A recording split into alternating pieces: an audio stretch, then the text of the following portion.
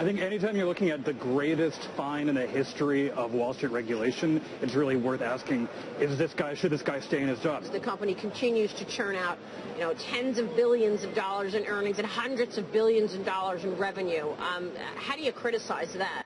Because, profit's the sole criterion, is it not? That's how we judge things. Only at CNBC is Breaking Bad the story of how one man, through hard work and smart business practices, slowly insulates himself from criticism. Watch as the intrepid young Perrine tries to suggest there may be other ways of looking at Morgan Chase. I think a lot of their earnings and revenue we've seen have come from really shady dealings that they've been. Oh, come on. It's a fact. It's in the news. Everyone knows about it. The fact that they hired the children of prominent party officials, and there's a spreadsheet on which it's connected to deals they were trying to do in China. Hiring connected people is things that are not actual fact on this program because anyone can just Google China and JP Morgan. It's not. It was in the New York Times. It's not. Oh, the New York Times. Oh, okay. No, the New York Times, the paper of record for crackheads and liars. Just out of curiosity, financial journalists seem to feel that the New York Times reporting is beneath their veracity standards. Is there a news source that you feel is fact-filled and trustworthy enough to quote on your hallowed CNBC air? Mandatory reading, I think, is the lead editorial of the Wall Street Journal today. We want to talk about this big story of the day today. The editorial in the Wall Street Journal today likens the $13 billion settlement to medieval justice. Shakedown, says the Wall Street Journal. Remember, you got to work for the editorial board to get there. You might as well be at the New York Times. See? Basically, the only place these financial guys consider factual enough for rebroadcast is the one part of the Rupert Murdoch bias machine explicitly labeled opinion.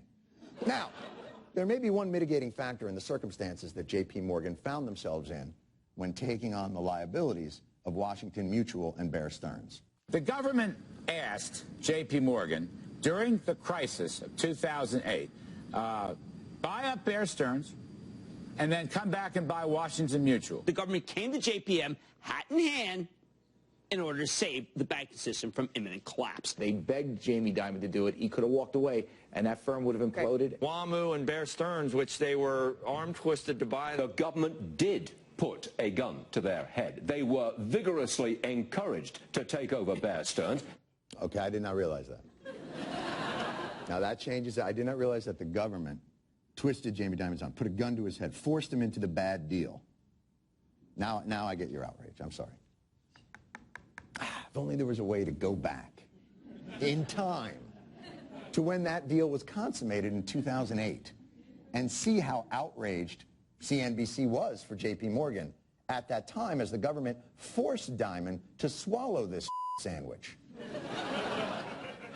And I wonder if the individual who could give us a sense of that deal was an old friend who still doesn't seem to realize his shows are taped and broadcast. So much the better.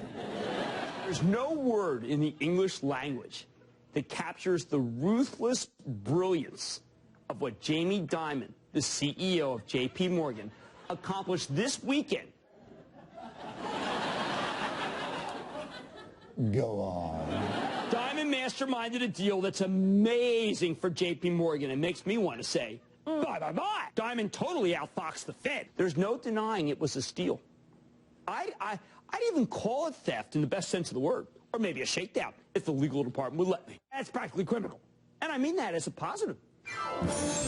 It's the Henry Potter Prize for merciless take no prisoners, but lots of profits banking. Oh, y'all.